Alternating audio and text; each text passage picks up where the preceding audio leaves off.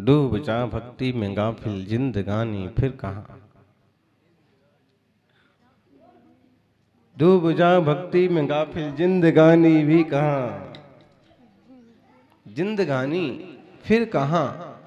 जिंदगानी भी रही तो नौजवानी फिर कहाँ।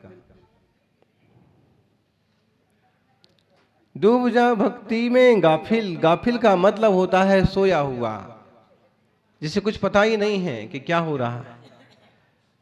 एक संदेश है इसमें, भक्ति में डूब जा, क्योंकि फिर जिंदगानी का कोई ठिकाना थोड़ी ना पड़ता है।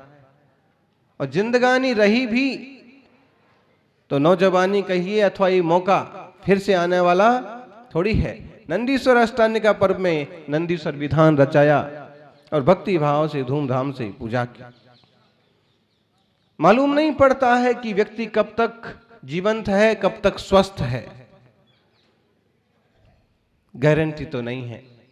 ज्योतिषी कुंडली में भी लिखता है ना, फलादेश जब ज्योतिषी लिखता है ना कुंडली में, तो इसका फल ऐसा होगा, इसका फल ऐसा होगा, ये नक्षत्र यहां पर है, ये ग्रह यहां पर है, इसका फल ऐसा होगा, ऐसे सब लिखता है। और बाद में एक लकीर लिखता है। क्या लिखता है?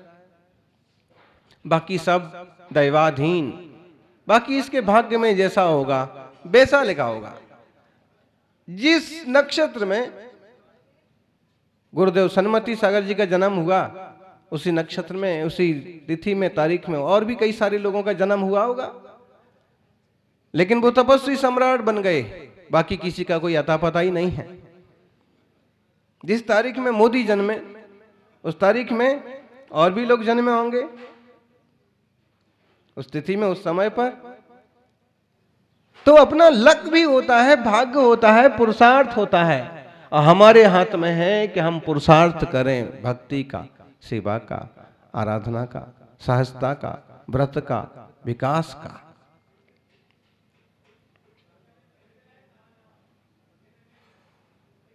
सच्चा ज्ञान होता है तो जीव का मोक्ष मार्ग के प्रति समर्पण होता है, सम्मान होता है।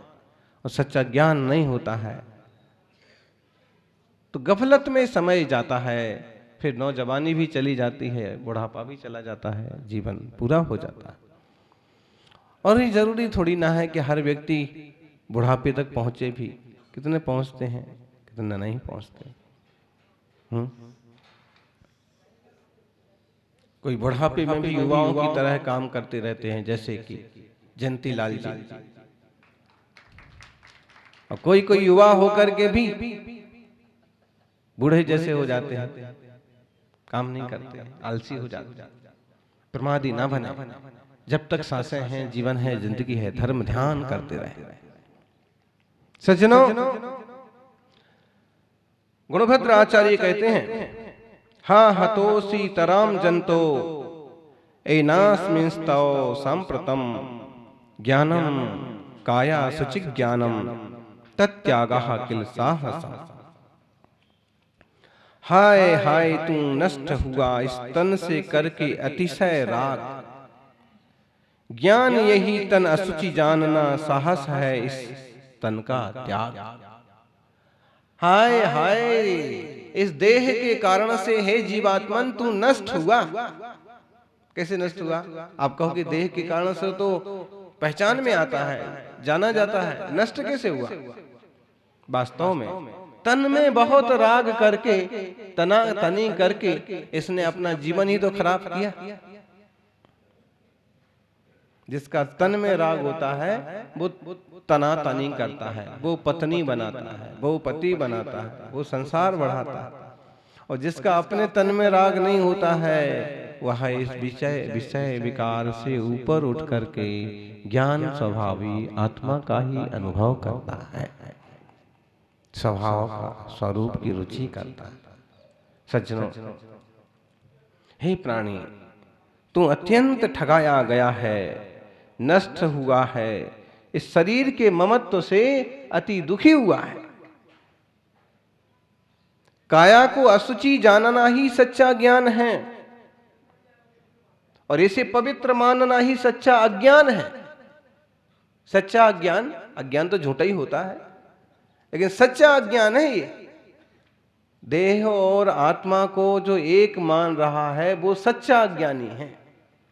अज्ञानी तो अज्ञानी है, उसमें सच्चा और झूठा क्या होता है। लेकिन देह जीव को एक गिने बहिरातम तत्वा मुधा है। यहां ये संदेश दिया है कि देह में जिसे परत्व बुद्धि हुई है, जिनने देह को देह जाना है, अशुचि जाना है, त्यागने योग्य जाना है, तब साधना के लिए एक साधन माना है, वे ज्ञानी हैं, भाग्यवान हैं। और जिनने देह को ही पालन पोषण के योग्य माना है, देह के ही आदर में लगे हैं, देह को पवित्र मानते हैं, वो अज्ञानी है। सच्चा ज्ञान और सच्चा साहस यही है कि देह से भिन्न आत्मा को जाने और उसको पाने का सम्यक पुरुषार्थ करें। कोई कहेगा कि ठीक है, मान लो एक बार देह को हमने देह मान लिया और आत्मा को आत्मा मान लिया, लेकिन कोई कभी बीमारी होगी, कभी बुखार आएगा, सर्दी होगी, जुकाम होगा और कोई तकलीफ आ पड़ेगी, तो रोग का निवारण करना पड़ेगा, तो अपना मानना पड़ेगा शरीर को और उसका इलाज करना पड़ेगा। तो फिर एक संबोधन दिया है, अपि रोगादिभिर्वृद्धै न मुनि खेदं रक्षति उडुपस्थस्य काक्षोभम प्रवृद्धेपि नदी जले। रोग हो जाए तो भी मुनिराज विचलित नहीं होते हैं, खेद को प्राप्त नहीं होते हैं। जैसे कि नाव पर बैठा हुआ व्यक्ति अगर नदी में पानी बढ़ जाए तो भी घबराता नहीं है। क्यों नहीं घबराता? बोलो मिंडा जी। नाव पर बैठा हुआ व्यक्ति है, नदी में जा रहा है और नदी का पानी और बढ़ जाए तो घबराता नहीं है। क्यों नहीं घबराता है? क्योंकि ऑलरेडी नाव पर बैठा है। थोड़ा और बढ़ जाएगा कि थोड़ा और बढ़ जाएगा तो नाव तो ऊपर ही रहने वाली है। ऐसे ही जो ज्ञानी धर्म ध्यान की नाव में बैठा है, उसे संसार की तकलीफें बढ़ जाएं कि शरीर की तकलीफ बढ़ जाए तो घबराता नहीं है। हमने प्रैक्टिकल देखा है आचार्य गुरुवर सन्मति सागर जी के जीवन में कि शरीर संबंधी समस्याएं बढ़ जाएं और चाहे बाहर से लोगों के उपद्रव बढ़ जाएं तो भी वो विचलित नहीं हुए। क्यों? तपस्या की नाव में, धर्म ध्यान की नाव में बैठे हैं। जो होगा सो होगा, शरीर छूटेगा सो छूटेगा, आत्मा तो शाश्वत है। ऐसी दृष्टि हो जाती है। धर्म ध्यान की नाव में बैठे हैं, संसार की विकार भाव स्पर्श ही नहीं कर सकते। नदी में पानी बढ़ जाएगा, नाव में बैठा हुआ व्यक्ति नहीं घबराता है। संसार में कितने उपद्रव बढ़ जाए, शरीर में कितनी बीमारी बढ़ जाए, सच्चा धर्मात्मा विचलित नहीं होता है, क्योंकि मेरा आत्मा तो इससे ऊपर ही है ना।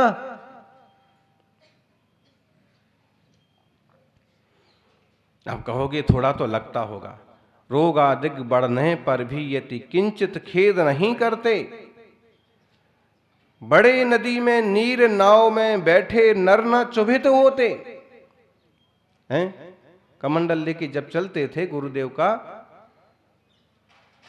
साथ साथ पास पास, और उनके पांव के घाव से सड़क पर भी धब्बा बन जाता था, लेकिन मुंह से उफ करना, कि किसी से हेल्प मांगना, कि डरना, कि घबराना, कि दुखी हो जाना, ऐसा किसी ने देखा नहीं, क्योंकि वो ऐसा करते ही नहीं थे। उनका अपना निर्णय पक्का था। ज्ञानी विचलित नहीं होते हैं। उनकी सोचने की, विचार करने की क्षमता अलग होती है। कैसे? जाता मया प्रतिविधाय तनौ वसेद्वा नो चेतनुं त्यजतु बाधुतायि गतिः स्यात् लग्नाग्निमा वसति वह्निमपोह्य गेहे निर्याय वा व्रजति तत्र सुधिः किमास्ते। रोगोत्पत्ति हो तो उसका कर प्रतिकार बसो तन में। यदि असाध्य हो तो द्वितीय गति तन का त्याग करो मन में। घर जलता तो आग बुझाकर प्राणी उसमें रहते हैं, किंतु बुझाना हो अशक्य तो बुद्धजन घर को तजते हैं। कितनी सीधी सरल बात है, लेकिन ये त्यागी वृत्ति के जीवन में ही घटती है कि अगर शरीर अस्वस्थ हो गया, बीमारी जरूरत से ज्यादा बढ़ गई, तो पहले उपचार करो। और जिसमें ऐसे बैरागी भी हुए कि उपचार भी नहीं करे। उपचार भी कहां करते थे? तपस्वी सम्राट भी अपना उपचार कहां करवाते थे? जो अति वैरागी भेद विज्ञानी जीव हैं। फिर भी एक रास्ता है कि आप त्यागी व्रती हो, आप संयमी हो, एक सुश्रावक हो, तो शरीर पर कोई आपत्ति विपत्ति आ पड़े तो उसका उपचार कराओ। जहां तक संभव है उपचार करा लो। जहां तक निर्दोष उपचार हो सकता है, उपचार कराने के लिए निषेध नहीं है। घर जलता हो, उदाहरण बहुत सुंदर दिया है। किसी कदाचित किस कारण से आग लग गई है, घर जल रहा है। घर जलता हो तो उपाय क्या है? सबसे पहले तो उसको बुझाने का उपाय करो कि कैसे भी आग बुझा दी जाए। आवाज लगाओ, चिल्लाओ, लोग आए और पानी से, रेत से कैसे भी आग बुझाएं। कभी दुर्भाग्य होता है ना, तो पानी भी पेट्रोल का काम कर जाता है। और भाग्य हो जाता है तो लोटे भर पानी से भी। पहली बात तो है कि आग को बुझाओ। और अगर आग ना बुझे तो क्या उपाय है? बोलो, क्या उपाय? उसके खंभे पकड़ करके उससे चिपक जाना? हाय घर, क्या उपाय है? बुद्धिमानी है कि खंभे मत पकड़ो, उसमें से अटैची सूटकेस निकालने के लिए आग में जबरदस्ती मत घुसो। अपनी सुरक्षा पहले कर लो। अगर कुछ उसमें से सुरक्षित बचा सकते हो तो बचाओ, नहीं बचा सकते हो तो खुद को तो बचाओ। खुद रहोगे तो कुछ भी खड़ा कर लोगे। ऐसे ये बुद्धिमानी है कि अगर तुम उस आग, इस बीमारियों की आग में, इस रोग की, इस बुढ़ापे की आग में अगर अपने आप को बचा सकते हो, शरीर को बचा सकते हो, घर को बचा सकते हो तो बचा लो। और नहीं बचा सकते हो तो खुद को सुरक्षित करो। मतलब अपने ज्ञान, आनंद, सहज शांत स्वभाव की रक्षा करो। देह जाता है तो जाने दो, इसके पीछे क्लेश मत करो, इन खम्भों से मत चिपको। ऐसा संदेश कहां मिलता है? जैन दर्शन के अलावा ऐसी बात और कौन बताएगा? शरीर से भिन्न आत्मा को मानने वाले, दो पृथक पृथक द्रव्यों का, षड द्रव्यों का चिंतन करने वाले ही इस तरह से प्रवृत्ति कर सकते हैं। रोग आदि की वृद्धि होने पर भी मुनिराज खेद नहीं करते हैं। जैसे नदी का जल बढ़ने पर भी मजबूत नाव में बैठे हुए व्यक्ति को क्या चिंता, वैसे ही मुनिराज के शरीर में अगर रोग आदि बढ़ जाएं तो वो भी चिंता नहीं करते, विकल्प नहीं करते। ऐसे ही धर्मात्मा, गृहस्थी, श्रावक भी। आचार्य महाराज के पांव में घाव हो गया था। वो भी विहार करते करते पांव में पत्थर घुस गया था और उन्होंने उस पर ज्यादा ध्यान नहीं दिया। विहार फिर भी करते रहे। फिर पांव शरीर पर चकत्ते लाल लाल धब्बे बन गए, क्योंकि आहार में क्या लेते थे? मट्ठा पानी। अस्वस्थ होने पर भी कोई बदलाव नहीं किया। ये नहीं कर सके, ये भी कर लेते कि चलो मट्ठा छोड़ दो, क्योंकि घाव में, सूजन में, लालामी में तो ये नुकसान ही करेगा। तो छोड़ने की बात करते तो मट्ठा भी छोड़ देते, तो सिर्फ पानी रह जाता। हाँ, कोई वैद्य अगर ये सलाह देता ना, जो कि जब कोई वैद्य वगैरह देखने आते तो धर्मात्मा जो श्रावक थे ना, संघपति, ये पहले उसको समझा देते कि मट्ठा छोड़ने की बात मत करना, इसमें कुछ कर सकते हो डालना मिलाना, क्योंकि एक ही बचा है। अगर ये बीमारी इससे हो रही है कि ये बीमारी बढ़ जाएगी और ये छोड़ दो तो वो भी पूरा ही छूट जाएगा। इसमें कुछ एडजस्ट हो सकता है कि सौंठ डाल दो कि काली मिर्च डाल दो, उतना कुछ हो सकता है। कैसा विरक्त जीव हो रहा, बताइए, कैसी विरक्ति है। अरे भाई, वो भी तो एक इंसान थे, सौभाग्य से वो इंसान होकर के भी भगवान जैसा आचरण करते थे। लेकिन उनकी उम्र के कितने लोग इस टाइप से सोचते हैं, इस टाइप से कितने लोग विचार करते हैं कि हमें भी इस टाइप से कुछ हिम्मत दिखाना है, अपनी आत्मा की सुरक्षा करना है, व्रत आदि लिए हैं, पालन करना है।